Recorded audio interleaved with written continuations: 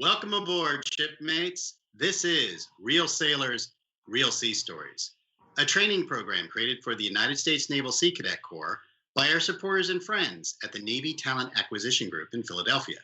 I'm your host, Warrant Officer David Sheets from the Naval Sea Cadet Corps. I am joined by our all-Navy support crew of MC-1 Quinlan, who's our PAO, and STG-1 Lewison, who's our Technical Support Director. Today's topic, what is it like to be a Navy electrician on an aircraft carrier? Get ready, cadets. This is going to be really cool. And our presenter is Petty Officer Second Class Michael Conway from the Naval Recruiting District in New England. So cadets, just like every presentation before, when you have questions, and I hope you have plenty, put them in the comments section, and I'll do my best to read them off to Petty Officer Conway as our presentation progresses. There's also a quiz. It's worth 2 hours of virtual drill credit, so get that done. Now, cadets, I have a word of warning for you. Actually, it's a couple words, but here's the word of warning. When you are filling out your online quiz, ensure that you're putting your full, proper email address in there, because if they get bounced back, there's no way for you to get your score, right? And you can't send it to your CO, and you can't get your drill credit. So make sure that you're filling out your email addresses correctly. Take your time. It's okay. It's not a time test. So let's not delay any further. Pastor Conway, this ship is all yours. All right, everyone. First of all, thank you very much, Warrant Officer Sheets, for this opportunity to be able to come on your training program, speak to the Sea Cadets, as well as everyone else that's out there. For everyone, if this is your first time viewing this video or any of the videos in this series, please hit that like button below, subscribe, and you'll see more just like this one. Just to get a little context here, with this presentation on this video, I'm going to start out by introducing myself, giving you a little background behind me. We're going to roll into what type of training does an electrician actually go through to be an electrician out in the field, as well as some of the sea stories that I have while I was stationed on an aircraft carrier, and then go through some of the education that I went through as well. And then after that, I'll go through my, stay tuned to the end, I'll go through my one tip that I recommend for everybody to take with them from this video. If there's one thing you take away, it's going to be that one thing. So stick with us. I'll get this presentation started. Okay, looking forward to it. It's going to be great.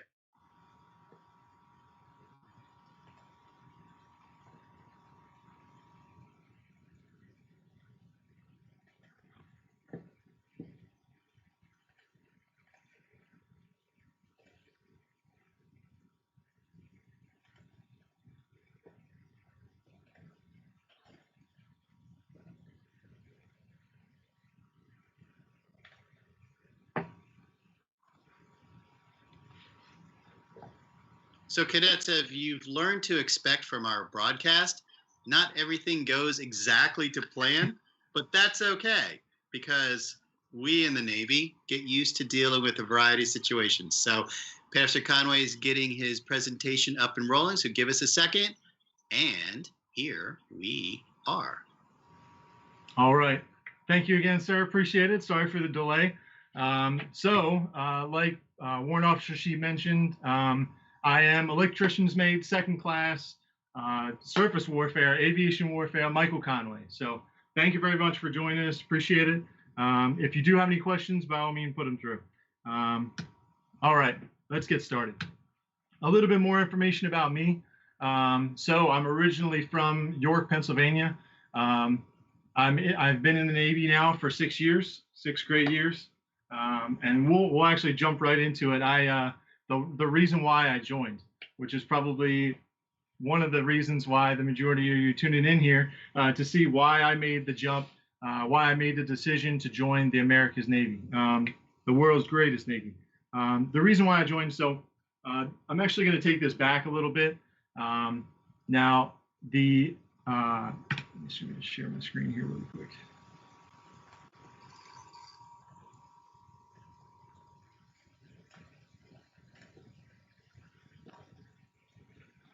So really quick, what I will do is this is actually going to go back a little bit further than joining the Navy, the day I joined the Navy. This actually started like a year or two after high school, when I was working at a company. I was working at a business, and it closed down. I was there for a year or two. No fault of mine. The business closed up. So I was at a point in my life where I was ready to try something new. I was ready to do something different. So I applied to a job that was an hour and a half away. I applied there. I didn't really think anything about it. I knew that if anything really went wrong with this job and it fell through, or I just needed help, I could rely on my foundation, my family, to be able to support me. So I took this job, not really thinking anything about it. I had a metaphorical safety net there to catch me if anything went wrong. So I took the job. 2 years went by. The job's going great. Job's going great. I met my wife. We got married. We got our own place together. And then the end of 2013 came the government furlough, the governmental layoff. Then I lost my job not too long after getting married. So once again, I'm in a position where I don't have a job anymore. But guess what? The safety net that I was relying on, the thing that I was, making decisions based on, that I had a safety net, was now gone.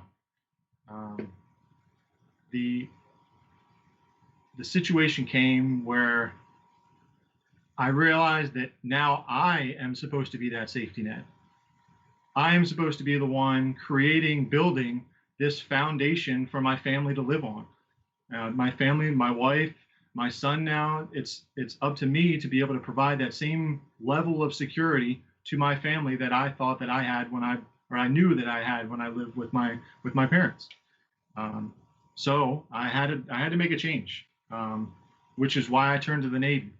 One of the main reasons I came to them first was my dad served in the Navy from 75 to 77, back when they only had 2-year enlistments back then.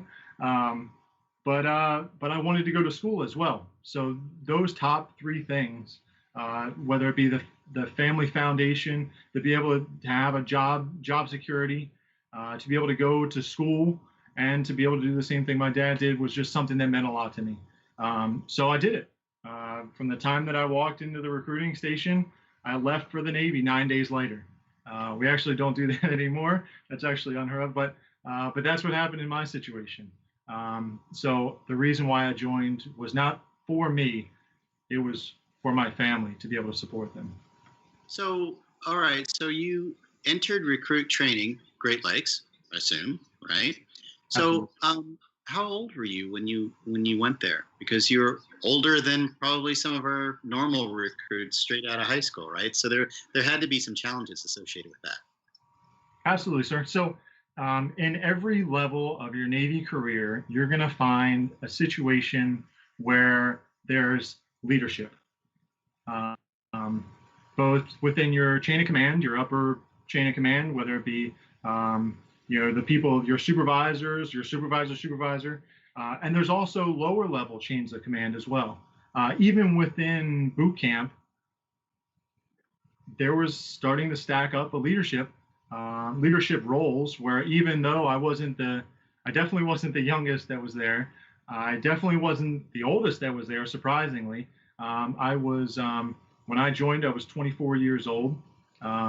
Now, I could instill some of my experiences on the people that they haven't had a job before. This is their first official career start, and they needed some guidance. So I was, fortunately at a spot where I could, give my feedback and my experience down to the lower level in this situation specifically, where I could really help them through some of the boot camp struggles that they go through.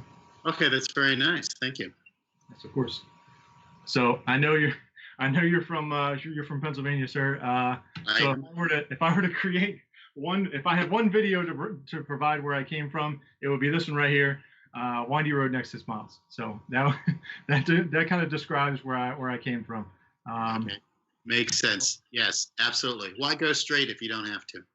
Yeah, that's for sure. Okay, so the next thing, the best thing I like about my job, stick with me on this one. All right. In theory, is my favorite thing about the job. Electrician in specific. I have two different circuits here. There's a big difference between each one of those. They look the same, but they're very different, I promise you. One of them, you'll be going home at the end of the day. The other one, you probably won't. And that's where the in theory comes from. When you're an electrician and you open up an electrical panel, you better for sure know that what you've done to secure the power to that electrical panel is done correctly. If it's not done correctly, guess what? You're in big trouble. That's where the in theory comes from. You have to know without seeing it, without really digging in there, know that what you've done is correct. And that's what I think is the best part about it. You really have to, it's a really big test to your capabilities and things like that to be able to know that you've done things properly and that you're going to be safe. So in the cadets are probably asking this as well. As I'm looking at this, it's beyond me what the difference is. I'm looking really, really hard at this. I'm going to perish or what? I'll give you a hint, sir. There's actually no problem.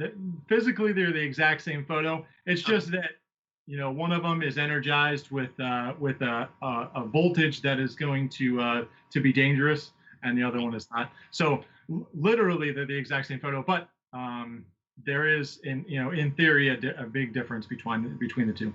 Okay, good. I haven't totally lost my. Fantastic. Thank you. Of course, sir. No problem. Okay. So these next two, my top Navy memory, as well as my previous assignment, the USS Dwight D. Eisenhower, I'm going to sum those up together. So let's go to the next slide here. All right. So for everybody at home, this is an aircraft carrier. This is the best aircraft carrier, in my own opinion. This is the USS Dwight D. Eisenhower. This is a top view from a helo squadron that was aboard our ship. Now, I am a flight deck electrician, so everything that you see here, it was either lit up by my equipment or literally my equipment on the flight deck. So with this, there are hundreds of lights that we're in charge of on the flight deck.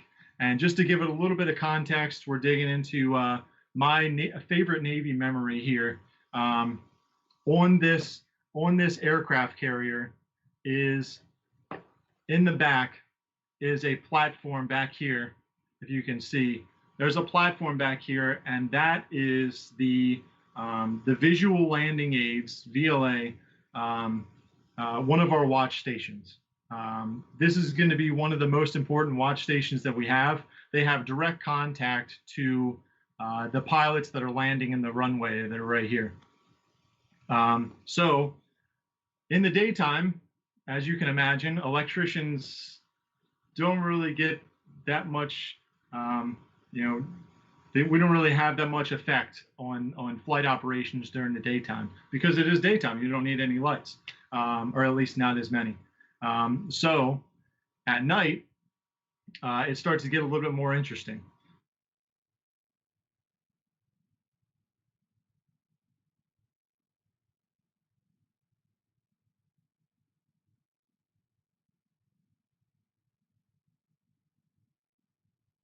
Petty Officer Conway, did we lose your audio?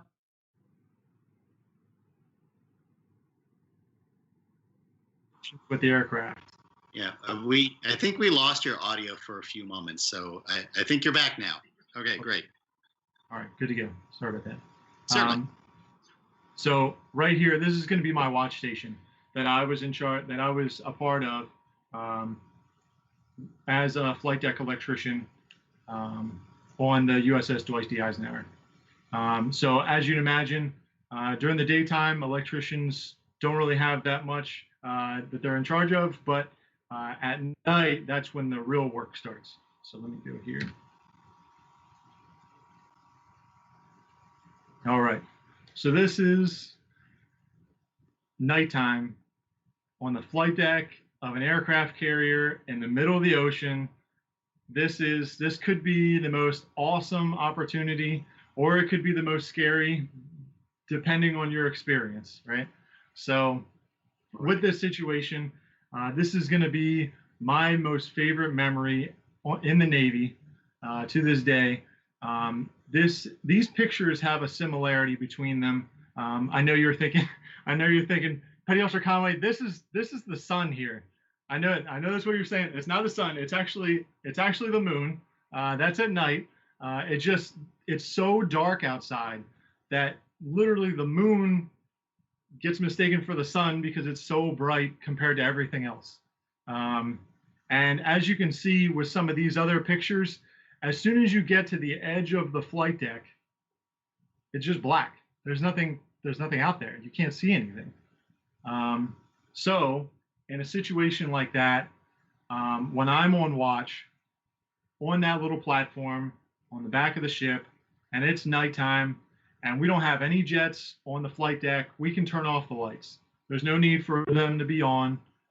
So when we turn off those lights, everything is dark. And when the sea is calm, like I'm talking like glass, the water is reflective at that point. And if you've ever seen the Milky Way in pictures, it is amazing. When you see the Milky Way, it literally, to describe it, it looks like someone took a bucket of paint and swung it over their heads with paint flying everywhere. The stars are amazing to see in a situation like that, let alone when the water is like ice, like a mirror. You can't even tell where the horizon is, where it starts and stops. It literally looks like the Milky Way surrounds the entire ship. And it looks like you're just traveling through space in these stars. And that's one of the best memories that I can think of, that really, I still get the chills thinking about it. Being able to go on an aircraft carrier in the middle of the night and seeing the Milky Way in that situation, and seeing it, it's amazing for sure. That's my number one. So would you have ever imagined, here you are growing up in York, Pennsylvania, next thing you know, fast forward years, there you are hanging out in the middle of the night on a darkened aircraft carrier, surrounded by all this? Is it just one of those things where it just pinch me? I can't believe this is happening. Did it sink in that this was like one of those unique moments in your life, or were you just in the moment and now you can reflect later? No, absolutely. I was thinking about it every single day. There were multiple days, with an aircraft carrier of that magnitude, and the people that are on board are top notch. We can move out of situations where the weather's bad. So the amount of days that were like that were more often than not. So each and every day I'm up on watch, I'm looking at the stars, I'm doing this multiple days in a row sometimes, and each day it's more breathtaking than the last. This is a situation that I would have never seen myself in. I'm definitely thankful for it, and I could have never imagined living in York, Pennsylvania, that I'd be doing this. Sure. All work, sure. So then one of the cadets were interested is, what's a sunrise like? Ooh. Sunrise as well. It's equally, so it's a totally different mentality. It's a totally different experience to know that, to look on the horizon, even on in the island, which is up way up top, to know that in every direction that you look, it's just water. There's nothing else around. The sea tells you a lot. It can be rough some days. It can be completely glass the next. And each day it's so different, and it's just an experience each and every day. The sunrises are equally as breathtaking. However, I didn't see a whole lot of them. I did. I was a supervisor, the night shift supervisor, in my department. So I was actually able to sleep in for a couple of sunrises. So I can't say a whole lot about it. But well, that's all right. So you were a nocturnal kind of creature. That's what I mean. Absolutely, only through necessity. Okay, fair enough. But no, that's awesome. So that's my most favorite memory. Very nice. Thank you. All right. So now we're going to get into in-rate training. This is a very dorky photo. I apologize. But this is me after getting out of boot camp and showing up to my schooling, my electrician's mate schooling. Now I know on our previous video, we went through a lot of these. I'll kind of skip through them really quick about the individual training. Boot camp, as we all know, is just the basic boot camp information. Everybody goes through it. Once you graduate boot camp, the training for electricians is actually across the street in Great Lakes. So I was able to get over there. This is going to be our first C story. So with this, can you still hear me, sir? Yeah, we can hear you. Don't see your slides, but we see you in living color.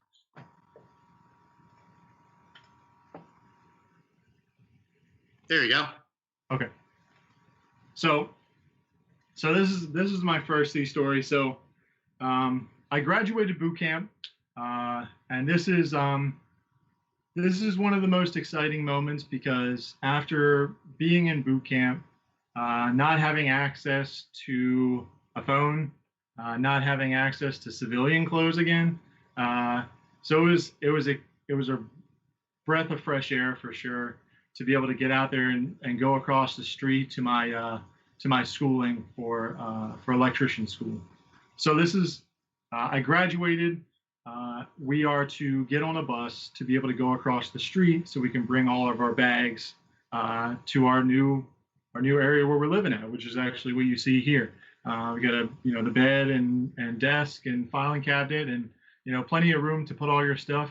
Definitely more room than you had in boot camp, that's for sure. So as I'm on the bus to go across the street, everybody on there is really nervous because they don't know what everybody else is like over there. I mean, you're in a new situation. You just graduated boot camp. You have no ribbons on because you haven't earned them yet.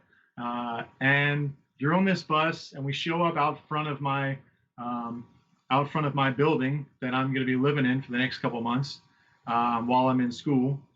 I get off the bus, and I realize there's this herd of people there. Everybody in civilian clothes. I have no idea who they are. I don't know who I should be saluting. It's a really interesting situation, and they all come up to you, and they start grabbing your bags. Like I thought I was getting robbed, honestly. They start grabbing my bags and they're grabbing my stuff, and I'm all nervous.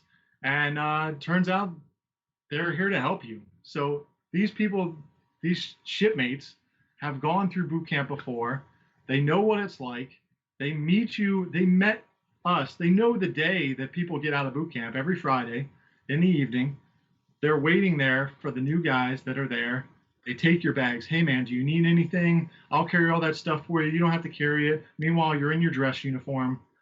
They're carrying all your stuff for you. Like, hey, man, we know your family's on the other side of the street. We'll get your stuff. Here's your room key. We'll set everything up. We'll lock it up for you. Go and enjoy this this weekend with your family. So that, although it was really scary when I was there, that is the type of mentality that you'll see over and over and over again throughout the Navy, is this upfront, welcoming mentality of the people that are there to greet you. These people have done this before, whether it be when I first showed up to my ship, to the time that I got to where I am now. Each situation, you're going to be the newest guy getting there. And one day you'll be the one leaving. And you're expected to do the same thing for the people that are behind you. and especially for that situation. So that was my, that was my experience, my first experience with So really when it was your turn, right? When it was your turn, right? I guess you could emulate what it felt like, right? To greet someone that just graduated from recruit training and gave them the same treatment, right? So it's like Absolutely. You received it, you pass it down, you pass it down, you pass it down, right? Absolutely.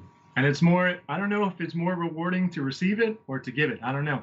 It's definitely an honor to be able to see those that are stepping up to the plate, that are willing to do what you have done before, and know that everything is going to be taken care of with someone else taking your spot. So. Okay. So I have a question from one of the cadets, and this is actually a very nice one. So first, it's a compliment. So get ready. You make being a naval electrician look so fun and easy. So was there ever a time when you were having difficulty becoming an electrician, or a scary moment in your career? Ooh, scary moment in my career. Yes, I do have a scary moment in my career where I can actually get to this one a little bit later. That's a really great question. I do have a slide that will cover the like a really interesting situation where I was kind of in a position where I didn't know if I was going to be able to make it through or not. So I will cover that. All right, so we'll table that, and I'll interject another question, which is more topical because of where we are in your story. Was boot camp hard for you? And if so, are there any tips that you could make to make things a little easier for someone who's going to go down that path soon? Absolutely. Yeah. It's a great question. I would say to make boot camp easier, it's not something you can do, if that makes any sense. So once you're in boot camp, there's not much you're in boot camp already. What I will say that if you have the ability to talk to your family, talk to your friends, and let them know, hey, I'm going into boot camp, please write me. When you receive letters in boot camp, meanwhile back home, I have my wife, I have my mother, I have my dad, and everybody back home. When you receive letters in boot camp, there's no better feeling.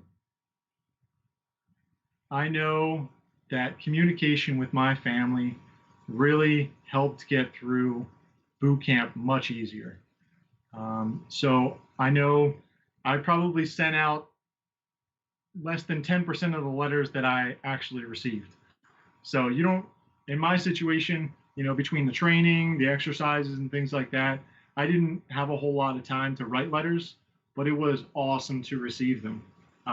Whenever you have mail time come in and the guy's divvying up mail as to who got mail and who didn't, it's exciting to be able to receive mail. You have no idea what's in it. It could be something really dumb, but at least it's something. So that would be my tip. There's plenty of things that you can do in boot camp, whether it be helping other people out. I had a friend of mine that was in boot camp with me. He was actually next bunk over. We weren't very good at push-ups. Turns out, as is a lot of people. So we just ended up just doing push-ups at night, just for quote unquote fun, just to be able to get better and train with other people. So the interaction between you and the other people at boot camp would probably be the second thing. So between the letters from family and friends and working with the other sailors, future sailors that are there, is definitely the best way to get through boot camp. Very nice. Thank you. Of course. So these other three schools that are listed here, they're different specialties of school. They get more and more difficult, or I'll say more and more specific as they go down. Basic engineering, that's more of like a firefighting, how to be an engineering type individual. A lot of different ratings go through that. The next one down is engineering electrical core, which is actually ATT is the abbreviation for that. That's more of the technical expertise when it comes to how to. That's where the theory comes from. When I talk about that, how to diagnose different circuits. Once again, a lot of ratings go through that as well. It's a very common school to go to. And the third one here is actually this here, which is the EM technical school. This is going to be the hands-on stuff. You're going in, you're reading things with a multimeter. This is how you isolate electrical equipment. This is how you do this, that. So this is the hands-on stuff. That's the EM technical school. All right. And during all of this is, once again in Great Lakes. So you have this in the evening whenever you don't have anything to do and you don't have to wear a uniform. You can check out some of the awesome views that Lake Michigan has for you, which is literally right behind the schoolhouse. So all of these are different photos that came from there. And it's a great way to relax whenever you're not in school. There's a pretty big base up there, as well as other schools or other ratings have schools similar to this, where they have plenty of area for you to kind of do whatever you want to, kind of enjoy your time whenever you're not in school. So that's pretty much what the schooling is, and that is it. Great, very nice.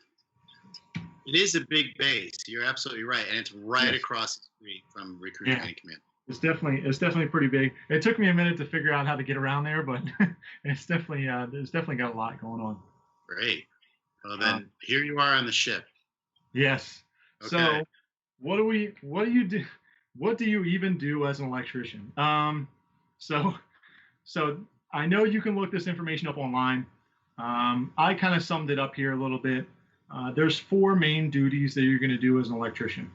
I'll kind of throw a little bit an extra one in there, but the first thing is the most important is scheduled maintenance. So one of our top things that we have to do is make sure that our equipment is working properly. That's one of the main reasons why we're there, is to make sure that our equipment is properly maintained and continues to work in the future when we need it most.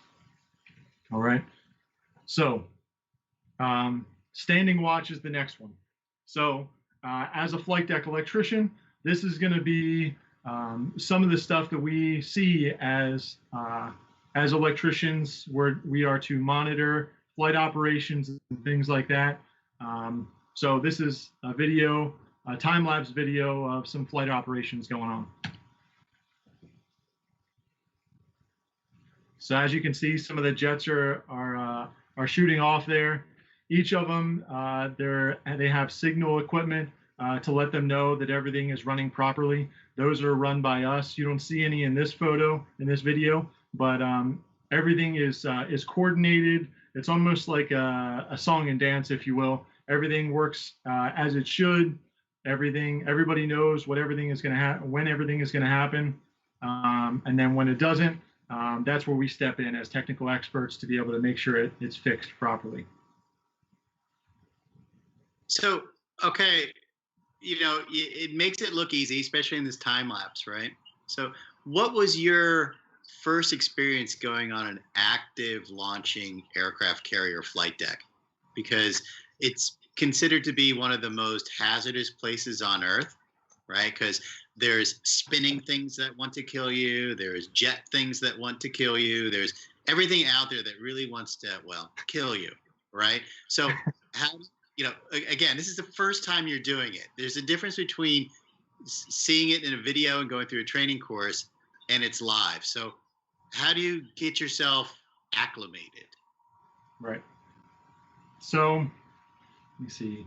The first time that I have ever witnessed flight operations on an aircraft carrier was I showed up to the ship while I was in a dry dock. A dry dock is a period where there's a lot of extra maintenance going on. They're making sure it's good to go. So I was probably on the ship for close to a year before I even saw any any sort of flight operations happen. So when you show up to a ship and you get used to going through situations, getting around the ship and things like that, and then all of a sudden a year later, everything is changing. Right. If you didn't know this already, it's tradition, at least from what I have seen, that the first person to get to experience flight operations on the ship is usually the commanding officer. In our situation, Captain Spadero, now Rear Admiral Spadero, he was able to do it first. So, as if to stand behind his crew, literally and figuratively, to know that they've done their maintenance properly. He'll be the first one up to bat. So making sure everything is running properly and everything like that. The first time that I ever seen flight operations was actually from this situation here. This is in the tower.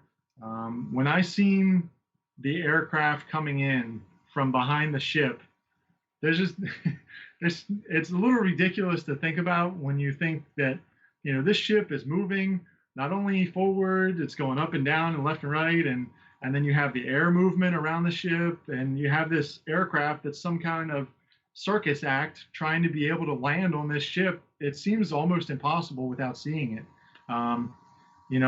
When the first couple months of going through flight operations and things like that, these catapults that are here that you see almost look like glass in this still photo here. Those actually are very loud.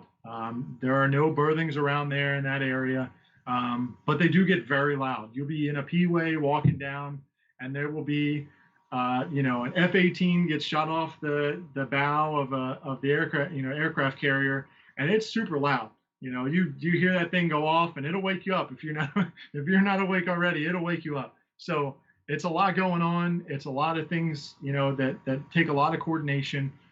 So to be able to fathom that, it takes more than just a time or two to be able to understand how flight operations works and really what is going on. Because when you first see it, you just see people running around, just like in this video. You've seen people running around, you've seen aircraft landing, aircraft are moving back and forth.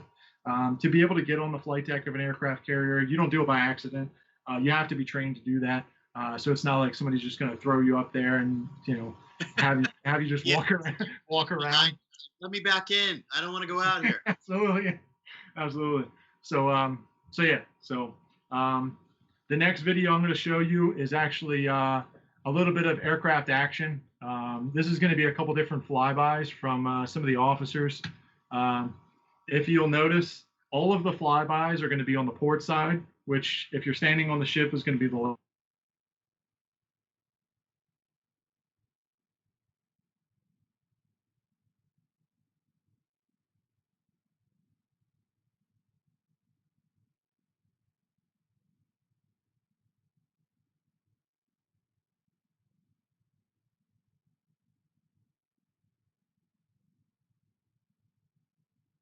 And it appears we've lost audio for a few moments, so hang with us, cadets.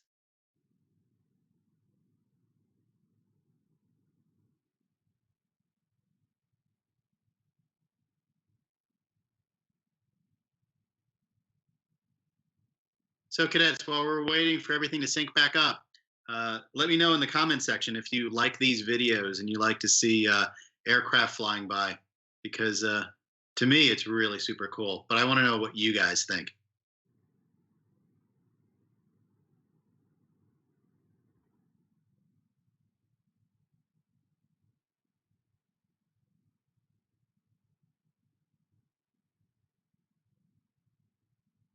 Happens. We do our best to give you the best presentation we can every single time, but sometimes things drop out. So it looks like Petty Officer Conway is just about with us.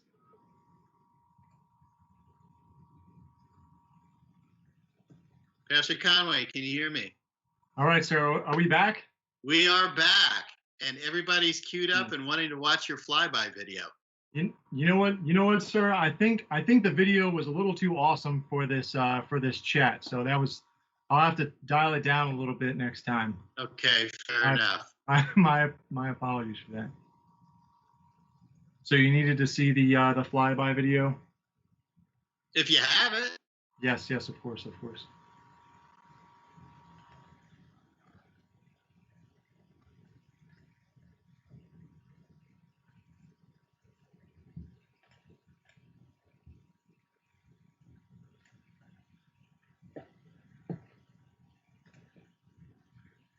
All right, sir, good to go? Good to go. Awesome. Let's watch some flybys. All right.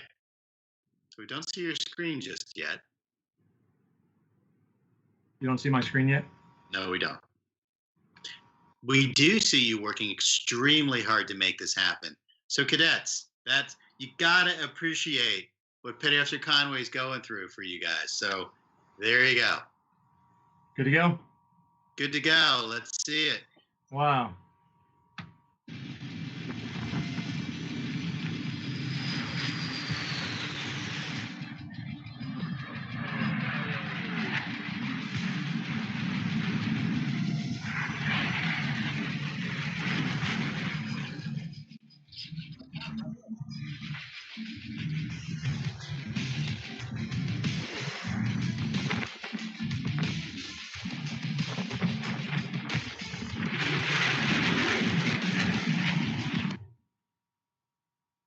All right.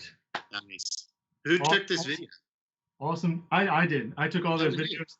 So so these videos are pretty awesome. Usually, you get the videos because somebody comes up on the 1MC, the announcing circuit on the ship, and says, "Hey, guys, we got a flyby on the port side." So everybody in the flight deck department comes up to see the flyby happen, and you know for sure that you missed something awesome when you're sitting in the shop on the aircraft carrier and you hear the sonic boom go by of something awesome going on outside. so to be able to see these is pretty awesome. As you can see, they're all going to be on the port side.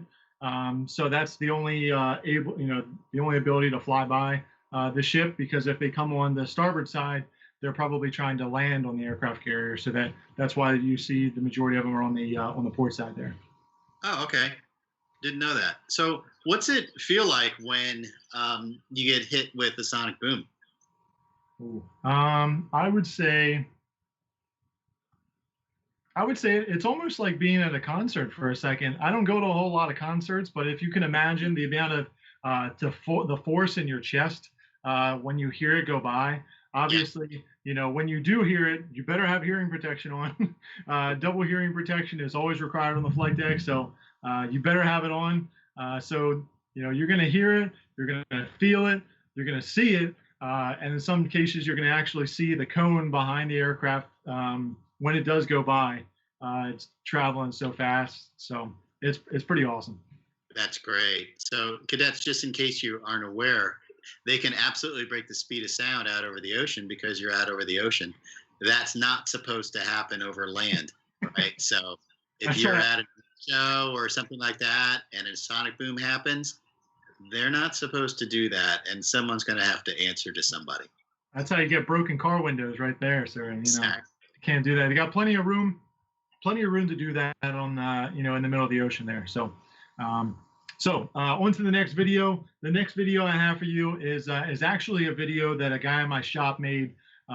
This video is going to be a little bit of us doing maintenance, a little bit of us standing watch. You're going to see some of the stuff when we're just hanging out on the flight deck, fixing equipment. You'll see a lot of stuff in this video, so I hope you enjoy it.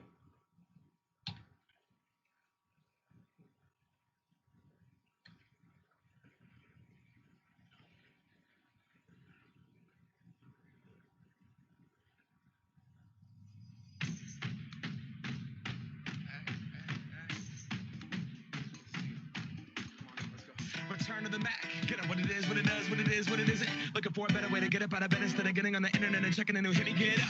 First shot, come strut walking. A little bit of humble, a little bit of cautious. Somewhere between like Rocky and Cosby's for the game. No, y'all can't copy. Time to go up, girl. Two sisters goodbye. I got a world to see. And my girl, she wanna see Rome. See some make you a believer now. I never ever did it for more chrome. That validation comes from giving it back to the people. Now sing this song and it goes like, raise those hands, this is our party. We came here to live life like nobody was watching. I got my city right behind me. If I fall, they got me. Learn from that failure, gain humility, and then we keep marching. And we go back. This is the moment. Tonight is the night. We'll fight till it's over. So we put our hands up like the ceiling can't hold us. Like the ceiling can't hold us. Go back. This is the moment. Tonight is the night. We'll fight till it's over. So we put our hands up like the ceiling can't hold us. Like the ceiling can't hold us. So I got to ask you something. Was that you in this? Was that a little cameo of you walking by? It was. I was actually in there 3 different times. Like I said, my buddy, the guy I was in the shop with, he made this video. He was really big into producing videos. And just to go to show how much extra time that you have on the ship, you have plenty of time to make this video, and it came out awesome, in my opinion. Sure did. So, cadets looking at this, I just have to question, why would you ever join the Air Force? Okay. All right. Keep moving on. Keep moving on.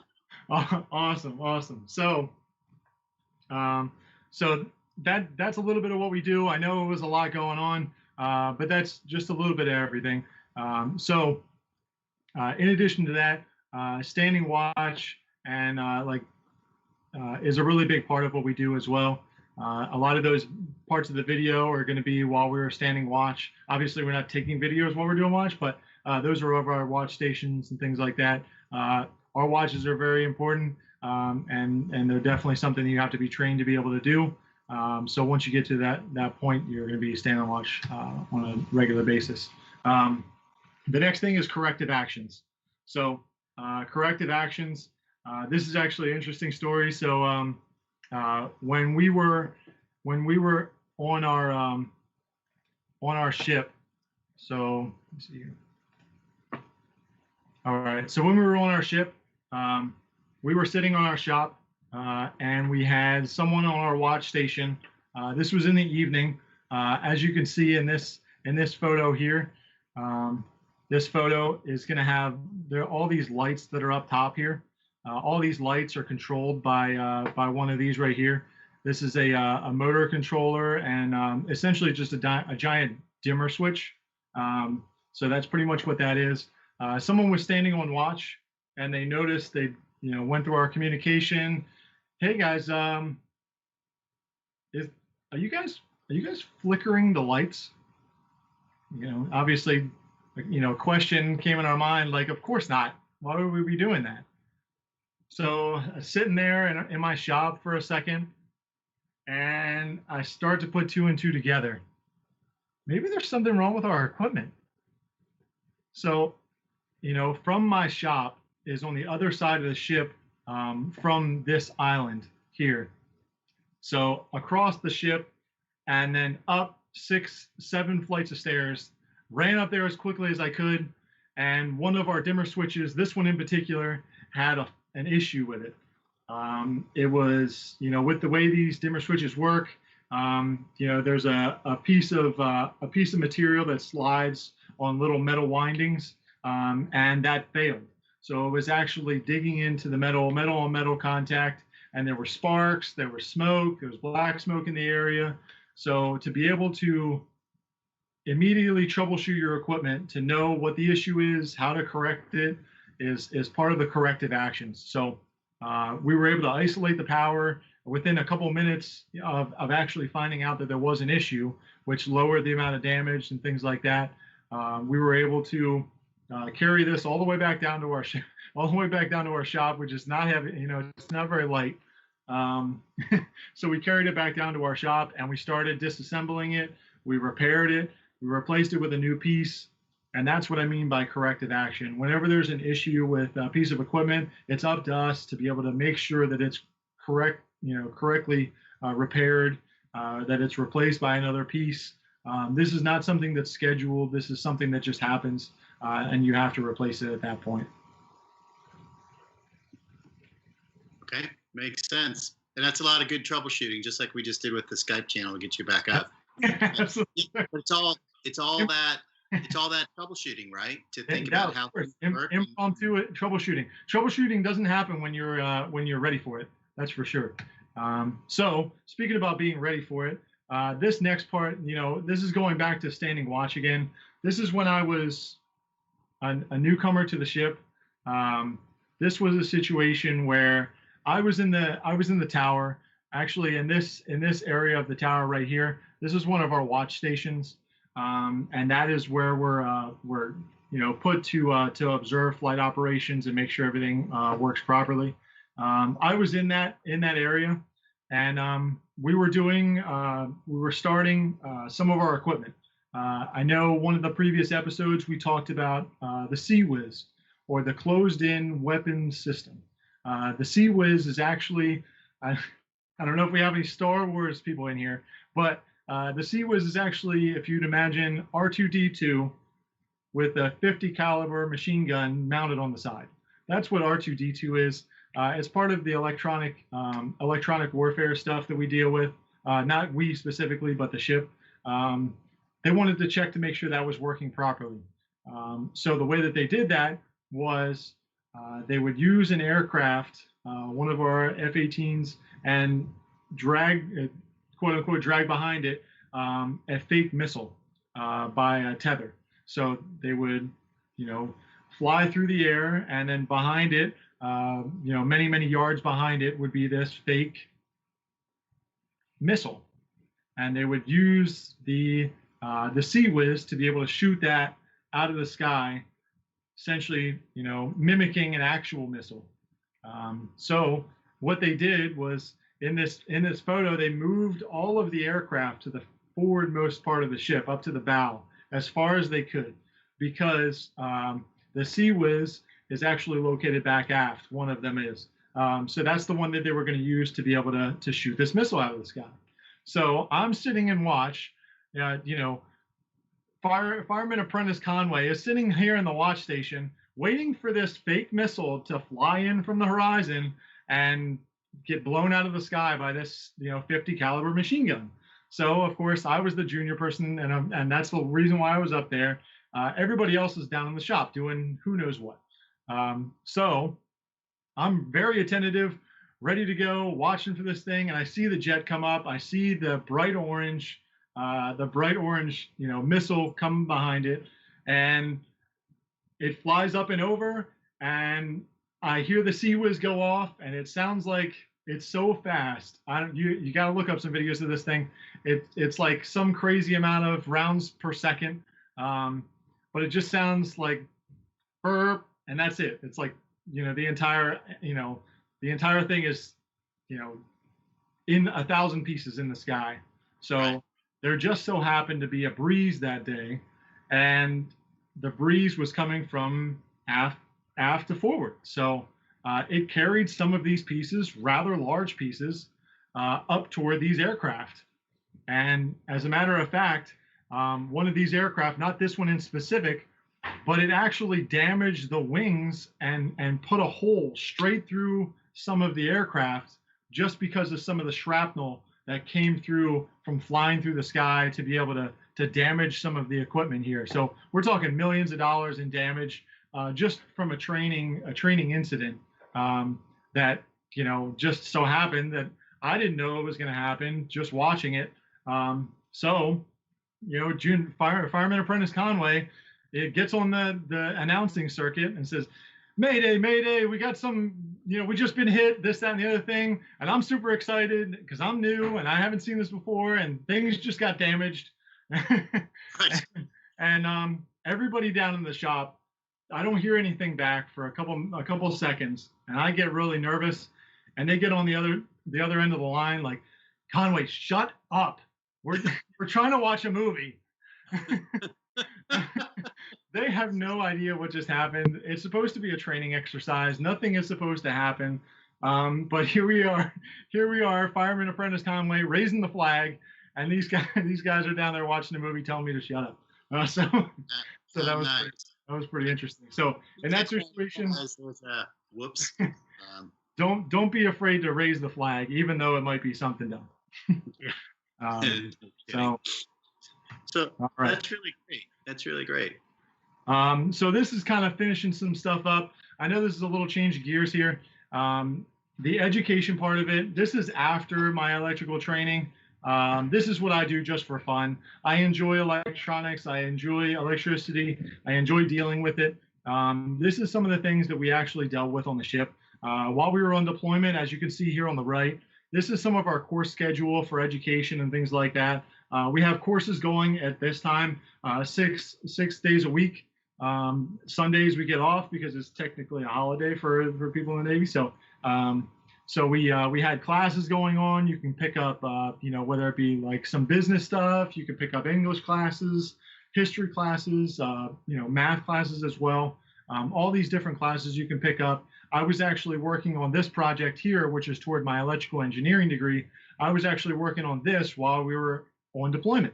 So this is the type of stuff that, your education doesn't have to wait until after the Navy to be able to start it. So this is some of the stuff that we went through.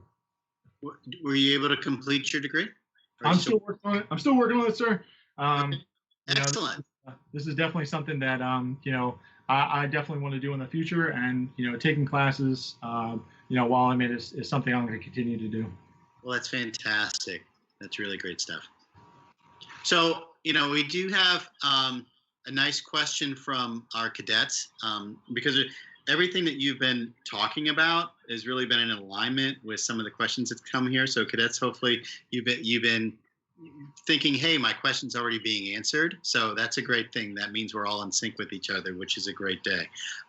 One question though, and I know that, most of our presenters get the opportunity to respond to this. So I don't want to shortchange you, Petty Officer Conway, and not give you the opportunity to hear this one. And you've seen enough of our episodes, so you probably know what's coming. So that being said, here's our famous question. So if you would describe the Navy in one word, what would it be and why?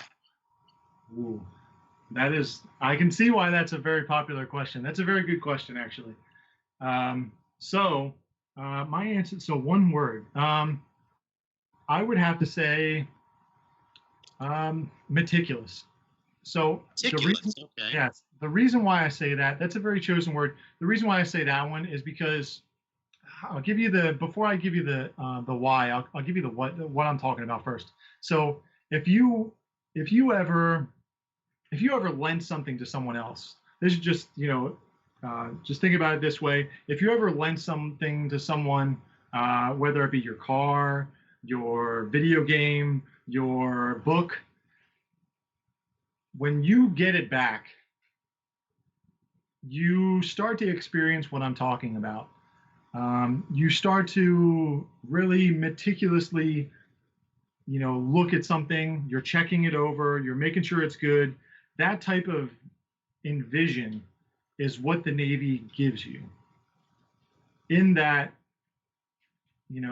if you were to get in trouble, God forbid, if you were to get in trouble for anything, if you were to, do something that you really want to do, that you really want to, come forward and be able to accomplish, you're going to have this, meticulous thinking of everything has a certain place and, a certain way to do it. You can't just wing everything. There are certain ways that you have to be able to accomplish tasks. There are certain ways that you have to, be able to do different things. And that meticulous attitude and methodology behind, what the Navy gives you is definitely something that I think that you won't be able to get a whole lot of other places. So the meticulous is definitely what I think there. Well, that's an excellent choice of words. Just so you know, no one has used that before. So that word is yours. So fantastic. Really like it. So, Professor Conway, again, I really want to thank you for coming on our broadcast today. I think the experience that you provided us for your experience on the aircraft carrier is really well taken by our cadets, because that's some pretty exciting stuff. There's a lot going on, and everybody, to your point, very meticulous. Everybody has a role. Everybody has to do their job 100% all the time, because if they don't, the consequences can be quite dire. So, back to that whole thing. You make your bed exactly the same way. Do something exactly the way you're told is vitally important. It's not optional. So fantastic. Great videos. Sorry about some of the interruptions we had here, but we powered through it. Hoorah. That's all right. Yes, sir. Okay. So cadets, back to you. Make sure you're taking this online quiz. So the link to the quiz will be available to you right after the live broadcast. So get on top of it. Take some pride in what you're doing. Make sure you're answering the questions. If not, everything was covered in the presentation. And there's a few things that weren't. I know. I wrote the test. Look it up. It's not meant to be hard. It's a little bit of a challenge, but I'm sure you'll do well. No big deal. So if you like this presentation, and I know that you did because it had everything you ever wanted in a presentation, hit that like button. We really appreciate it. It also shows Petty Officer Conway how much you appreciate the time that he's volunteered in order to bring his story to you. So on behalf of myself, Petty Officer Quinlan, Petty Officer Lewison, I want to thank you, and we'll see you next time for the next episode of Real Sailors, Real Sea Stories. Take care, everybody. See you next time.